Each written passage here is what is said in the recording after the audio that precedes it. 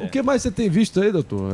Qual o caso mais específico que você tem notado aí, que tem surgido com mais frequência ao longo da pandemia, nesse nível cognitivo-psicológico? É difícil escolher um, né? A gente tem uma prevalência hoje, quando a gente pega grupos durante a pandemia, de mais de 50% das pessoas, então mais da metade das pessoas, com ansiedade ou depressão ou insônia.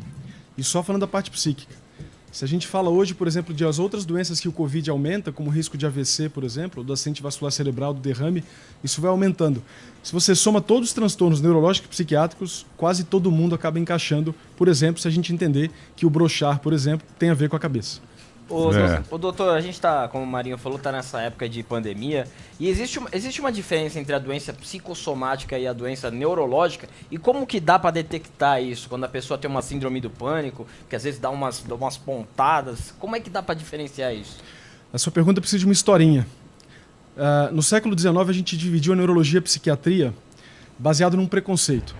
Era o conceito da época, mas a gente entende hoje que é um preconceito, e daqui a um século, hoje, o que a gente chama de conceito vai ser um preconceito, porque, felizmente, a ciência aprimora. A gente não acerta, a gente erra menos, e a gente tem errado cada vez menos, felizmente. A progressão da ciência é nesse sentido.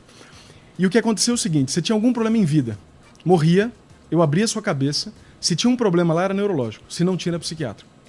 E olha o problema, se não tem algo que eu acho visualmente, é porque não é uma doença em si. E aí começou, desde o século XIX, muito antes, aquela ideia de que doença psiquiátrica, portanto, tem a ver com caráter, com fraqueza. E aí o preconceito explode por essa distinção.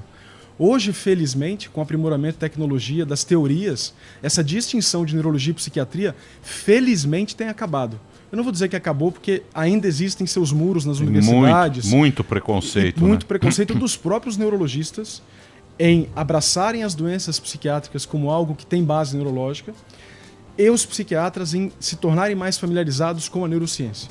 Mas isso está melhorando muito, muito, muito. A faculdade que eu tenho o privilégio de trabalhar, na Unifesp, a psiquiatria é incrível. Na verdade, até lidando com a neurociência de uma forma muito intensiva. Doença psicossomática era o seguinte: eu tenho um sintoma no meu corpo, mas que as vias que supostamente acontecem não estão alteradas. E aí é a função que está alterada. O nome bonitinho hoje é transtorno funcional. Freud tentou ajudar isso, tentou unir. Freud era neurologista, não existia psiquiatria na época do Freud. Freud é neurologista que tenta criar isso. Tentou como era possível na época dele, mas hoje a gente tem teorias melhores. Bem objetivamente, hoje a doença neurológica é aquela que eu vejo uma estrutura alterada. Doença psicossomática tem a ver com a função. Essa função, por exemplo, como acontece na depressão, na ansiedade, no próprio pânico, como você citou. Então, coincidentemente, até com o nome do programa. O pânico tem a ver com uma desorganização tamanha da comunicação cérebro-corpo, que eu preciso manifestar uma doença no corpo para sinalizar esse desencontro do cérebro, mente e corpo. E aí, isso é importante. O papel do cérebro, isso é bem importante falar disso. O papel do cérebro não é raciocinar. O papel do cérebro não é criar argumentos, como a gente hoje faz, e teorias, e livros, e escrita. O papel do cérebro é sincronizar o corpo com o seu ambiente. O cérebro, quando aparece na biologia, 500 milhões de anos atrás, ele aparece quando os organismos multicelulares aparecem, e eu preciso de um gestor. Um gestor interno, para um ambiente interno cada vez mais complexo, e um gestor com o externo, já que socialmente eu estou mais rico, já que, especialmente no ambiente terrestre, tem muita coisa para eu interagir. E aí, o que eu uso para isso? Eu uso a visão, o tato, o cheiro para o externo, e uso o afeto, e uso a emoção para o interno.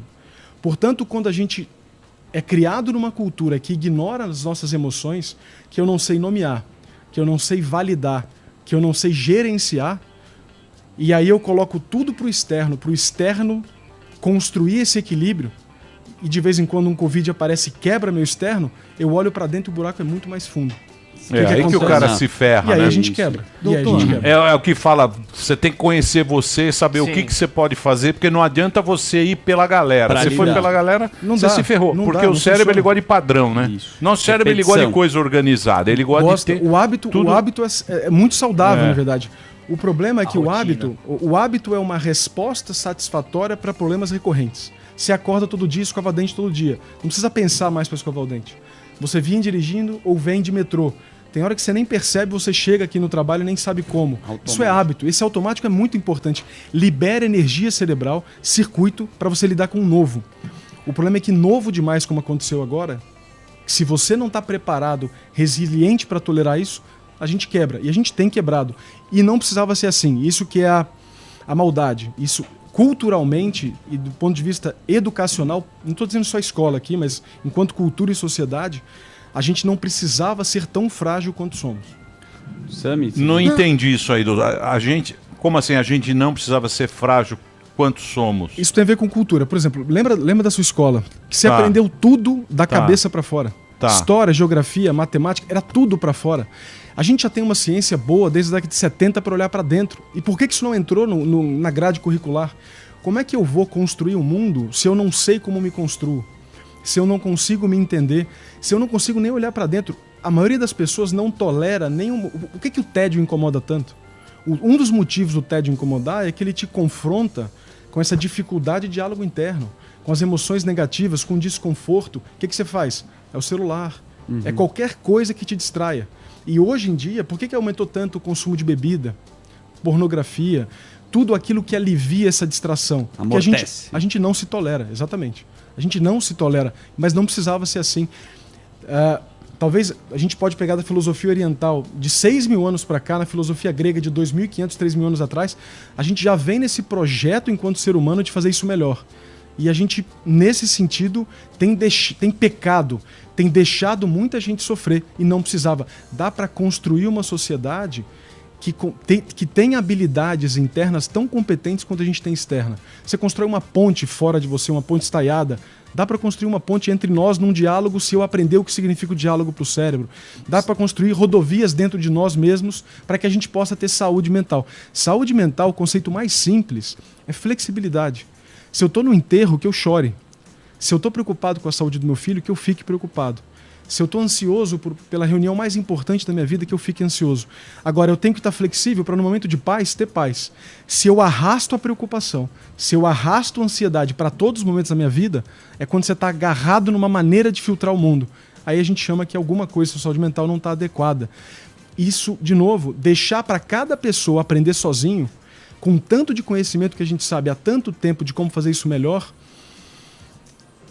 para usar um eufemismo, eu vou dizer que é só uma maldade. Mas poderia ser muito melhor, muito melhor.